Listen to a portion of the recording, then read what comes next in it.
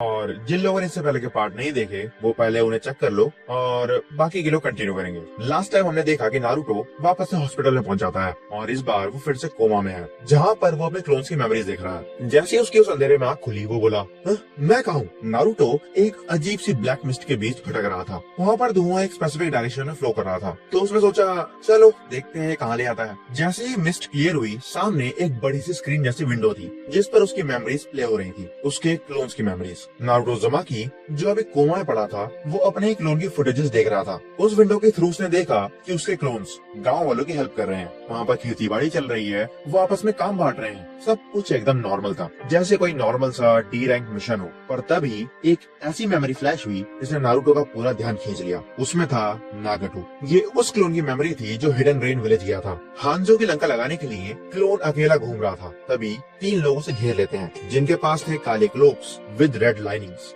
Orange बाल और gold eyes वाला याहिको, रेनेगान वाला नागटो और पर्पल बाल वाली कोना। ओरिजिनल टाइमलाइन याद है ना? याहिको मर जाता है, नागटो उसके मरने के बाद साइको बनकर पेड़ बन जाता है और कोनान उसके साथ साथ घूमती रहती है। पर यहाँ तीनों जिंदा थे, एक साथ खड़े थे। याहिको ने आगे आकर अग्रेसिवली पूछा, तू कौन है बे? मैं नारुतो हूँ, लीव विलेज से, और मैं यहाँ पर हांजो को मिलने आया हूँ। नारुतो ने बिना मन में कुछ रोके साफ सीधा बोल दिया। तीनों कंफ्यूज थे। कोनान बोली, तू क्या बकवास कर रहा है? हांजो हमारा लीडर है। नारुतो ने गहरी सांस ली, मुझे पता है वो कौन है, और साथ ये भी पता है कि वो करप्ट है। मैं बस इस विलेज में शांति चाहता हूँ, ट्रस्ट में। अब तुम खुद ही सोचो, 3 वॉर ऑर्फन्स को एक रैंडम दिन पर एक ऑरेंज ट्रैक सूट पहना हुआ लड़का मिलता है, तो क्या वो उसे इजीली ट्रस्ट कर लेंगे? पर जब नागटो ने वो पीस वर्ड सुना तो वो थोड़ा अटक गया। बिना कुछ सोचे नारुतो ने सीधा आगे बढ़कर नागटो और याहिको दोनों को गले लगा लिया और बोला, तुम्हें पता है हम बेस्ट फ्रेंड्स बनेंगे। कोनान साइड में खड़ी बस देखती रह गई। नागटो ने शॉक में पूछा, वैसे हम दोस्त क्यों बनेंगे? नारुतो बोला, क्योंकि हम भाई हुए ना, क्योंकि हमारे मास्टर तो एक ही है। जिराय सेंसेई ने तो यही सिखाया है ना? नागटो का रिएक्शन देखने लायक था। अब जिराय सेंसेई का नाम आने के बाद वो आपस में नॉर्मल हो गए। अब वो सब एक दूसरे पे ट्रस्ट कर सकते थे, एक साथ हंसी मजाक कर सकते थे और सारी ऑकवर्ड टेंशन एक सेकंड में गायब हो गई। अगले 1 हफ्ते चारों ने मिलकर हांजो की पूरी कुंडली निकाली। वो पैरानॉइड डिक्टेटर कभी एक जगह पर नहीं रुकता था, पर नारुतो ने उसका पैटर्न क्रैक कर लिया। 2 दिन बाद एक सुनसान एरिया में उनका ट्रैप सेट था। तभी नारुतो ने कुछ सेंस किया, हांजो तो आ रहा है, पर वेट, दूसरा चाकरा भी है।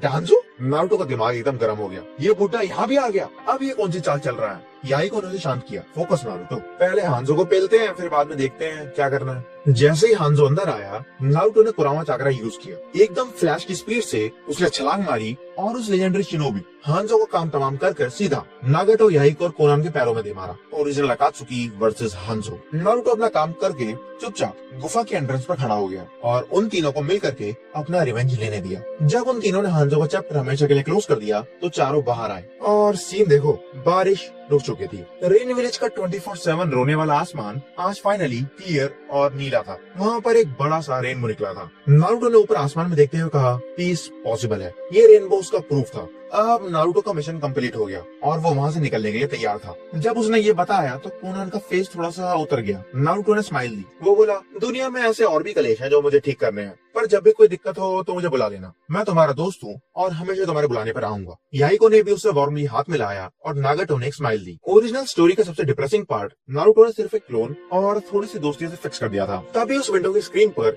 एक अगली मेमोरी प्ले हुई, ओरोचिमारू, अपना वही ठरकी सांप। उस टाइम नारुतो के क्लोन के दिमाग में एक प्लान था। क्लोन नारुतो सीधा थर्ड होकर हिरोजन के ऑफिस में टपका, ग्रैम्स मुझे ओरोचिमारू किडनैप करना है, परमिशन दो। हिरोजन शॉक में था। उसने पूछा, किडनैप? तो क्या तू उसे मारना नहीं चाहता? नारुतो कैजुअली बोला, ना, फ्यूचर में हमारा दोस्त बन गया था, बाद में हमारी कोई दुश्मनी नहीं, बस हम उसे उसके वियर्ड एक्सपेरिमेंट नहीं करने देंगे अब से। अब हिरोजन वैसे भी उसका टीचर था तो वो खुद भी उसे मारना नहीं चाहता था। उठा ला उसे, पर एक चीज का ध्यान रखना, अपने बाप मिनाटो को कुछ मत बताना। खैर, नारुतो जंगल में ओरोचिमारू के हाइडआउट को छान रहा था। फाइनली चौथे हाइडआउट पर उसे एक आवाज सुनाई दी। ध्यान से सुना तो ओरोचिमारू अंदर हाशिरामा सेल्स और एक्सपेरिमेंट्स की बात कर रहा था। पर जब उसने ओरोचिमारू के मुंह से डांजो का नाम सुना तो उसका दिमाग घूम गया। तो ये सांप और वो बुढ़ा इतने पहले से साथ में है। नारुतो एकदम सटक गई। वो तेजी से ओरोचिमारू के ऑपरेटिंग टेबल पर पहुंचा। क्यों बे, लेजेंडरी सानिन यहाँ क्या कर रहा है? उसके एकदम से घुसते ही ओरोचिमारू उछल पड़ा। पीछे मुड़ के देखा तो एक टीनेजर बच्चा खड़ा था। ओहो, तो किसी नए खिलौने को मेरा एड्रेस मिल गया। ओरोचिमारू ने अपने वही लंबी जीभ से होठ चाटे। नारुतो ने बिना बकवास किए अपनी टेल बीस्ट मोड ऑन कर ली। ओरोचिमारू की आंखें चमक उठी। इतनी एक्सोटिक पावर है। मैं तेरी बॉडी के हर हिस्से को एक्सप्लोर करना चाहता हूँ। तभी नारुतो ने एक स्क्रोल निकाला। जैसे ही ओरोचिमारू उसे लपकने के लिए आगे बढ़ा, नारुतो टेलीपोर्ट होकर सीधा उसके पीछे आ गया और उसके पीठ पर वो सील ठोक दी और बूम, चाक्रा लॉक और गेम ओवर। लेजेंडरी सानिन जमीन पर पड़ा, एक भी उंगली नहीं ला पा रहा था। तूने क्या किया मेरे साथ? नारुतो बोला, मुझे लगा था एक सानिन मेरे सामने थोड़े टाइम तो टिकेगा ही। You disappointed me Orochimaru. तभी नारुतो ने और शैडो क्लोन्स बनाए और उस सांप को रस्सी से बांधा और Amazon प्राइम डिलीवरी के साथ कोनोहा वापस से पार्सल कर दिया। फिर वो आराम से उसके हाइड आउट को एक्सप्लोर करने लगा। अंधेरे कॉरिडोर में एक सहमी हुई आवाज गूंजी। कौन हो तुम? सामने एक छोटा बच्चा था, लंबे ब्राउन बाल, बड़ी काली आंखें। वही अपना टेस्ट ट्यूब से निकला, कैप्टन यामाटो। मैं नारुतो हूँ, तुझे घर ले जाने आया हूँ। बच्चा डर गया। मेरा कोई घर नहीं। नारुतो ने अपना हाथ आगे बढ़ाया और बोला, अब से है। यामाटो ने अपनी बच्ची की हिम्मत बटोर कर नारुतो हाथ पकड़ा। नारुतो बोला, यामाटो आज से तेरा यही नाम है। अब कहानी में आयरनी तो ये है कि एक अनाथ बच्चे ने दूसरे अनाथ बच्चे को अडॉप्ट कर लिया। जिस यामाटो ने फ्यूचर में नारुतो को काबू में रहना सिखाया, आज नारुतो उसे उस डार्क केज से आजाद करवा रहा था। यामाटो को लेकर सीधा कोनोहा पहुंचा और उसे होकागे की गोदी में देने के बाद क्लोन वहाँ से डिसअपियर हो गया और हमारी स्क्रीन अचानक ब्लैंक हो जाती है। क्लोन्स की फुटेज खत्म। नारुतो अभी भी अपने दिमाग में ही था, जहाँ पर एकदम सन्नाटा था। वो चिल्लाया, कुरामा, पर कोई जवाब नहीं आया। तो वो वहीं आगे बढ़ता रहा। वो थोड़ा आगे बढ़ा और थोड़ा सा अंधेरा छटा और एक ओपन फील्ड दिखी जहाँ पर 3 स्टंप्स थे। उसको नॉस्टैल्जिया हिट हुआ। टीम 7 का पहला बेल्ट टेस्ट। सास्के के साथ वही डेली कलेश, साकुरा का वही जमीन फाड़ पंच जिससे नारुतो की फटी रहती थी और वही लेजी कूल ककाशी। फिर तभी उसके सामने हिनाटा का कन्फेशन फ्लैश हुआ। दोनों शर्म से बिल्कुल लाल थे और पहली किस के ट्राई में सीधा उन दोनों की नाक बढ़ गई। सीन इतना ऑकवर्ड कि लोगों को देख के एम्बैरेसमेंट हो जाए। नारुतो ऐसे ही अपनी पुरानी मेमोरीज देखता रहा और बाहर रियल वर्ल्ड में पूरा 1 महीना निकल चुका था। मिनाटो हॉस्पिटल के चक्कर काट काट कर लगभग आधा पागल ही हो गया था। सुनाडे ने बताया कि टाइम लगेगा, पर ये काफी अजीब था। उजुमा के जीन्स होने के बावजूद भी इतना लंबा कोमा। तभी अचानक मिनाटो को कॉरिडोर में एक गंदी सिनिस्टर वाइब आई। वो नारुतो के रूम की तरफ दौड़ा। उसके रूम के बाहर के अनबू गार्ड्स चेंज हो चुके थे। वहाँ पर पहुँचने पर उसे पता चला, आप अंदर नहीं आ सकते लॉर्ड मिनाटो। उसने चाकरा सेंस किया और तभी उसे पता चल गया कि वहाँ कौन है। डांजो। कॉन्फिडेंशियल मैटर है, आप जाइए। गार्ड ने एटीट्यूड दिखाया। मिनाटो ने वहाँ से निकलने का नाटक किया, पर कॉर्नर से घूमते ही उसने अपना चाकरा सप्रेस किया और वही अपने स्टाइल में विंडो से अंदर झांकना चालू कर दिया। डांजो ठीक नारुतो के आईवी ड्रॉप के पास खड़ा था। तू मेरे लिए बहुत बड़ा सरदर्द बन चुका है लड़के। काम का होता तेरा इस्तेमाल करता, पर अब तू सिर्फ मेरे रास्ते कांटा है। डांजो आईवी ड्रॉप में कुछ इंजेक्ट करने वाला था और स्विश, मिनाटो ठीक डांजो के पीछे खड़ा था। आप मेरे बेटे के साथ क्या कर रहे हैं? डांजो एकदम हिल चुका था, पर उसने अपना वही फेस मेंटेन किया। मिनाटो, तुम अंदर कैसे आए? मिनाटो ने उसे गुस्से से देखा। मैंने नारुतो के बेड पर एक फ्लाइंग हाइजीन मार्क लगाया हुआ है ताकि यहाँ पर जब भी कोई कुत्ता भटके तो मैं तुरंत आ सकूं। मिनाटो की आवाज में एक खौफनाक बाप वाला प्रोटेक्टिव ऑरा था। डांजो समझ गया यहाँ उसकी दाल नहीं गलने वाली। मैं तो बस यहाँ पर हालचाल देखने आया था। उम्मीद है लड़का जल्दी ठीक हो जाएगा। वो निकल तो गया, पर मिनाटो समझ चुका था वो बुढ़ा कोई बहुत बड़ा कांड करने वाला था। उसके जाने के बाद मिनाटो ने एक चैन की सांस ली और एक पुराना स्क्रोल टेबल पर रखा। तभी नारुतो की हाथ की उंगलियां थोड़ी सी हिली, उसकी आंखें धीरे से खुली और हल्की सी आवाज आई, डैड।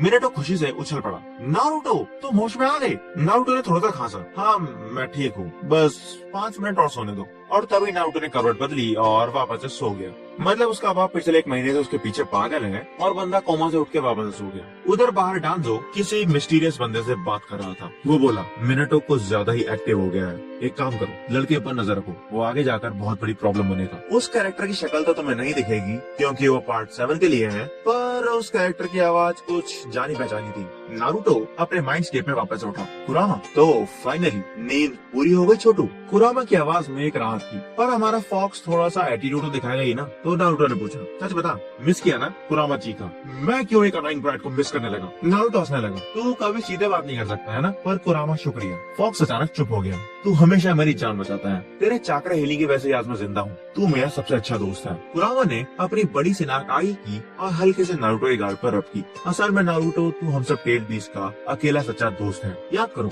एक टाइम था जब ये जाइंट फॉक्स इस बच्चे का पेट फाड़ने को तैयार था, पर आज ये लगभग फैमिली बन चुके हैं। फिर बाहर नारुतो आंख खोलते ही बेड से उठा, स्क्रोल अपनी पॉकेट में डाला और सीधा खिड़की से गायब। हमारा लौंडा 1 महीने बाद कोमा से उठा और हॉस्पिटल का बिल चुकाए बिना ही भाग गया। रास्ते में एक अंधेरी गली के पास 2 छपरी एक 5 साल के बच्चे को बुली कर रहे थे। नारुतो ने बीच में आकर उन्हें रोका और बोला, पहली फुर्सत में निकल जा वरना अंजाम बुरा होगा। दोनों की पैंट गीली हुई और वो भाग गए। बच्चा अपनी आंखें फाड़े नारुतो को देख रहा था। तुम वही नारुतो हो ना जो येलो फ्लैश की तरह एकदम फास्ट है, जिसने अकेले ही 100 बंदों की चटनी बना दी थी? हाँ, नारुतो हंस पड़ा। भाई 10-12 ही थे बस। लगता है कोनों में भी कोई अंकलों वाली व्हाट्सएप यूनिवर्सिटी खुल गई है। वैसे तुम्हारा नाम क्या है? सामने से जवाब आया, हारू। नंगे पैर खड़ा ये अनाथ बच्चा नारुतो ने बिना सोचे उसे उठाकर अपने कंधों पर बिठा लिया। नारुतो ने उसे रास्ते में कुछ कहानियां सुनाई और आखिर में उसे ऑर्फनेज के दरवाजे पर छोड़ दिया। ऑर्फनेज के दरवाजे पर हारू थोड़ा उदास होकर बोला, क्या तुम मुझसे वापस मिलने आओगे? नारुतो ने उसे एक फिस्ट बम्प दिया। हाँ, क्यों नहीं, अब से तुम दोस्त हैं। अब से यहाँ पर रोज चक्कर लगेगा। इस काम को करके वो अपना कोई मिशन पूरा नहीं कर रहा था, कोई टाइमलाइन फिक्स नहीं कर रहा था, बस एक अनाथ बच्चे को खुश करने के लिए उसे अकेला ना छोड़ने का प्रॉमिस कर रहा था। नारुतो वहाँ से निकला और लाइब्रेरी क्रॉस करते ही एक छोटा सा बच्चा दौड़ता हुआ आया। बिग ब्रदर नारुतो, वो अपना इताची था, एकदम छोटू मोटू, क्यूट और एक्साइटेड। ओह इताची, तो पढ़ाई कैसी चल रही है? आपको पता है मेरे पापा मुझे फाइट स्टाइल सिखाने वाले हैं, पर एकेडमी क्लासेस बहुत पकाऊ होती हैं। इताची ने अपना मुंह फुला लिया। नारुतो ने इताची के फोrehead पर एक हल्का सा टैप किया। पता है क्या, बोरिंग इसलिए है क्योंकि तुम्हारा दिमाग बाकी बच्चों से ज्यादा तेज है। इताची की आंखें चमक उठी। ये वही इताची था जो आगे चलकर अपनी पूरी क्लैन को खत्म करने वाला था। पर उसके क्यूट फेस को देखकर नारुतो ने कसम खाई, इस टाइमलाइन में मैं इस बच्चे के हाथ कभी खून से रंगने नहीं दूंगा, चाहे मुझे टाइमलाइन कैसी कैसी क्यों ना करनी पड़े। जब वो थोड़ा आगे बढ़ा तो एक ऑब्नॉक्शियस कान फाड़ने वाली आवाज आई, काकाशी माय राइवल। नारुतो ने कॉर्नर से झांका। वही अपना माइट गाय या फिर कहे मिनी माइट गाय अपने टाइट ग्रीन कपड़े पहनकर काकाशी का दिमाग चाट रहा था। दोनों के बीच काफी इंटेंस फाइट चल रही थी। पता है कौन सी? पत्थर और कैंचियों का इस्तेमाल भरपूर चल रहा था। हाँ, मतलब वो दोनों रॉक पेपर सीजर खेल रहे थे। माइट गाय के रॉक के सामने काकाशी ने पेपर निकाला और जीत गया। और हमारा गाय वो वही अपनी यूथ की आग में 500 बार पुशअप आने लगा। ये देखकर काकाशी काफी एम्बैरेस हो गया और वो अपना मुंह छुपाने लगा। तभी किसी ने पीछे से नारुतो का हाथ पकड़ा। वो रिन थी और उसके ठीक पीछे ओबिटो खड़ा था, एकदम नर्वस और ऑकवर्ड। नारुतो, तू ठीक है ना? रिन पूरी एक्साइट हो रही थी और नारुतो ऑकवर्ड हो रहा था। उसकी नजर ओबिटो पर गई। हमारा लौंडा पूरा उबलकर लाल हो चुका था क्योंकि रिन ने नारुतो हाथ पकड़ा हुआ था और साफ दिखता था कि रिन नारुतो से थोड़ा ज्यादा ही गुलगुलू करती थी। नारुतो ने उन दोनों को बोला, चलो कुछ खाने चलते हैं, आज तुम्हारे भाई की तरफ से ट्रीट। असल में ये नारुतो का एक ट्रैप था। उसने जल्दी जल्दी खाना खाया और बोला, चलो मैं बिल पे करके निकलता हूँ, मुझे कुछ काम है, तुम दोनों आपस में एंजॉय करो, बिना काकाशी की कबाब में हड्डी के। नारुतो ने वहाँ से निकलते हुए ओबिटो को एक हल्की सी आंख मारी और हमारे उचिया ने तुरंत हिंट को समझ लिया और मन ही मन नारुतो की आरती उतारने लगा। स्टेप 1 सक्सेसफुल था। बाहर निकल के नारुतो ने खुद को एक सेक्सी रैंडम लड़की में ट्रांसफॉर्म कर लिया। जब बाद में ओबिटो और रेन रास्ते में अकेले चल रहे थे, नारुतो तेजी से आया और ओबिटो को पीछे से धक्का दे दिया। ओबिटो का बैलेंस बिगड़ा और वो सीधा रिन के हाथों में जाके लैंड हुआ और बैम, एक्सीडेंटल फर्स्ट किस। ओबिटो तुरंत पीछे हटा। वो एकदम लाल टमाटर हो चुका था। आई एम सॉरी, पता नहीं पीछे से किस पनौती ने धक्का मार दिया। रिन भी काफी ब्लश कर रही थी पर वो साथ में हंस भी रही थी। कोई बात नहीं ओबिटो। और सरप्राइजिंगली उसने उल्टा अग्रेसिवली ओबिटो की उंगलियां अपने हाथ में फंसा ली और हाथ में हाथ डाल के वो चलने लगे। एक पतली सी गली में वापस नॉर्मल होकर नारुतो प्राउडली बोला, मैरिज कंसल्टेंट नारुतो उज़ुमाकी की टक्कर में कोई भी नहीं। उधर मिनाटो अपने घर पर काफी उदास था। कुशिना, नारुतो मुझे इग्नोर क्यों कर रहा है? वो ओबिटो से मिल रहा है, रेन से मिल रहा है, अनाथ आश्रम में एकदम सेंटा बने घूम रहा है, इताची के साथ खेल रहा है, पर मेरे पास झाग भी नहीं रहा। कुशिना ने उसे हैंडल करते हुए कहा, उसको थोड़ा स्पेस दो मिनाटो, वो अभी कोमा से उठा है और वो मिशन उसके लिए मेंटली भारी था। जब उसका दिमाग सेटल होगा वो खुद आकर तुमसे बात करेगा, उसे परेशान मत करो। और हकीकत में यही हो रहा था। नारुतो अपने घर के दरवाजे के पास खड़ा हुआ एंग्जाइटी से परेशान हो रहा था। पूरा हमारे अंदर से ताना बाना, अपने बाप से कब तक भागेगा फट्टू। अरे पैक कैसे फेस करो यार, तू एक नंबर का रोतड़ू इडियट है। खुराम अपनी पूरी वॉल्यूम से दहाड़ा, तेरी माँ ने मरते वक्त क्या बोला था याद है? मुझे याद है, उसने बोला था रोना मत, और तू यहाँ एकदम इमोशनल होकर रोए जा रहा है। मर्द बन और जा अंदर। अगले दिन मिनाटो के दरवाजे पर एक हल्का सा नॉक हुआ। दरवाजा खोला तो सामने नारुतो ऑकवर्डली अपना गाल स्क्रैच करते हुए खड़ा था। हे मिनाटो। मिनाटो भी उसके सामने नॉर्मली खड़ा था पर अंदर ही अंदर वो एकदम ब्रेक डांस कर रहा था। अंदर आओ नारुतो, कहो क्या दिक्कत है? नारुतो झिझकते हुए बोला, एक बंदे की लोकेशन ट्रैक करनी है, यकीन करना मुश्किल होगा पर माधरा उचिया। मिनाटो का दिमाग हिल गया, पर वो तो मर चुका है ना? वही तो ट्विस्ट है, जिंदा है, अंडरग्राउंड हाफ डेड किसी गुफा में छुपा बैठा है। नारुतो फ्रस्ट्रेटेड था क्योंकि उसके पास सॉलिड प्रूफ नहीं था। पर मिनाटो तुरंत बोला, मैं तुम पर ट्रस्ट करता हूँ, पर ये बता तू पिछले 1 महीने से मुझे ऐसे लगभग सीन पे क्यों छोड़ दे रहा है? नारुतो की नजरें जमीन पर गिर गई, उसकी आंखें बाहर आई। I am sorry dad. Minato वहीं फ्रीज हो गया। डैड, ये सुनते ही उसे लिटिल गूज़बम्प्स आ गए। मैंने आपको फेल कर दिया, आपने खुद की जान दे करके मुझे दांव पर लगाया था पर मैं हार गया। मेरी टाइमलाइन में सब मारे गए और मुझे समझ नहीं आता मैं आपको को कैसे फेस करूं। मिनाटो 2-3 सेकंड तक चुप रहा, पर फिर आराम से बोला, सच बताऊं, मुझे ये सुन के एक्चुअली खुशी हो रही है। क्या? नारुतो शॉक में देखने लगा। मिनाटो ने स्माइल दी। मुझे लगा तुम मुझसे नफरत करते हो, पर अब पता चला ये मेन रीजन नहीं है। और सच कहूं तो तुम वापस से पास में आकर वापस से मेहनत कर रहे हो, यही सबसे बड़ा प्रूफ है कि तुम फेलियर नहीं हो। ये था मिनाटो का इमोशनल मूव, सीधा नारुतो के दिल पर वार। अब इन दोनों बाप बेटों का इमोशनल ब्लूटूथ फाइनली कनेक्ट हो चुका था। दोनों ने जमीन पर मैप्स फैलाए और इंस्टेंट रामेन पेलते हुए नारुतो सब कुछ बता रहा था। अकात्सुकी, पेन, ओबिटो को ब्रेन वॉश। हाँ, मतलब ये बताना थोड़ा ज्यादा हो गया मिनाटो के लिए। फिर बाद में कुरामा एक्सट्रैक्शन और मिनाटो और कुशिना की मौत। तो तू बचपन से अकेला था? मिनाटो की आवाज थोड़ी बढ़ गई। स्टार्ट में हाँ, पर धीरे धीरे करके पूरा गांव ही मेरी फैमिली बन गया। मुझे अकेला छोड़ने की वजह से मैंने आपसे कभी नफरत नहीं की। असल में देखा जाए तो उसी से मैं स्ट्रॉन्ग बना। अपने बेटे का ये माइंडसेट देखने के बाद मिनाटो का सीना चौड़ा हो गया। अब रात हो चुकी थी। पूरे रूम में मैप्स और स्क्रोल्स का कचरा फैला हुआ था। तभी दरवाजा खुला। साक्षात मौत दरवाजे पर खड़ी थी। कुशिना उजुमाकी। उसके लाल बाल हवा में टेंटिकल की तरह फ्लोट कर रहे थे और पूरा डीमन मोड ऑन था। तुम दोनों ने मेरे घर की क्या हालत बना रखी है? मिनाटो, नारुतो और उसके अंदर कुरामा लिटरली डर से मूतने लगे। दोनों फ्यूचर होकागे उसके सामने भीगी बिल्ली बन गए। अभी साफ करो दोनों, राइट नाउ। जी माता जी। लगभग 1 घंटे तक चुपचाप झाड़ू पोछना और फ्री की मजदूरी चली। सफाई करते हुए नारुतो अपना पसीना पोंछ रहा था। सफाई के बाद नारुतो मेन डोर पर गया, मुड़ के देखा और कैजुअली बोला, थैंक्स डैड, और वो सीधा निकल गया। क्योंकि अगर वो थोड़ी भी देर और रुकता तो रो पड़ता। मिनाटो वहीं खड़ा दरवाजे को बस घूरता ही रह गया। थैंक्स डैड, सिर्फ 2 वर्ड्स, सिर्फ 2 वर्ड्स, पर ये अपने आप में ही काफी इमोशन कैरी करते थे। कुछ दिन बाद दोनों बाप बेटे टेबल पर लेट नाइट मैप चेक करते हुए वहीं ढेर हो गए। रात को कुशिना आई। उसने वहीं कचरा और खाली रामेन कप्स पड़े हुए देखे, पर इस बार रेड हॉट हैबेनेरो मोड एक्टिव नहीं हुआ। उसने चुपचाप खुद से कचरा साफ किया और मैप साइड में कर दिया, जिसके बाद उसने दोनों के ऊपर एक ब्लैंकेट डाल दिया, वो भी बिना चिल्लाए और बिना ताने मारे, बिल्कुल उनकी मॉम की तरह, जो कि वो थी भी।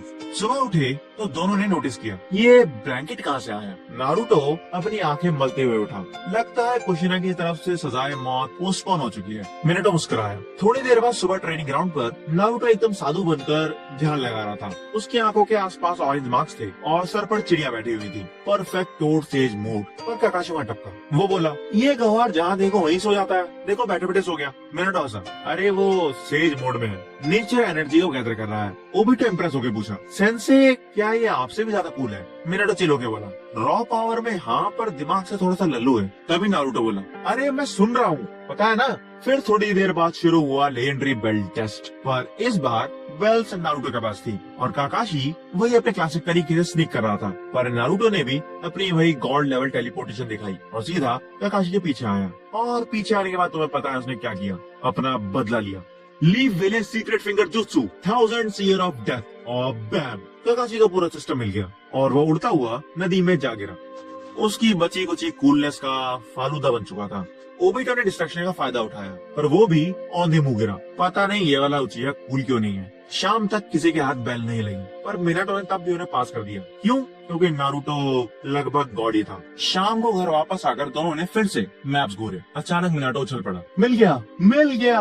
सही में? नारुतो एक्साइटेड होकर दौड़ के आया। नारुतो ने मैप पर उंगली रखी। ये कोऑर्डिनेट्स, हिडन वाटरफॉल और हिडन साउंड के बीच, माउंटेन्स ग्रेवयार्ड। यहाँ सबसे डेंस केव सिस्टम है और ये मादरा की हाइडआउट के लिए प्राइम लोकेशन में परफेक्टली फिट बैठती है। पिंगो। नारुतो ने हवा में हाथ उठाया। तो फिर कल ही थर्ड होकागे से मिशन अप्रूवल निकलवाते हैं। नारुतो दरवाजे की तरफ मुड़ा और चेहरे पर एक हल्की सी सुकून वाली स्माइल थी। शुक्रिया डैड, कल मिलते हैं। और वो निकल गया। इस बार उसके कंधों पर टाइमलाइन के ट्रॉमा का बोझ नहीं था और उसकी मेंटल और फिजिकल हीलिंग शुरू हो चुकी थी। और ये था पार्ट 6।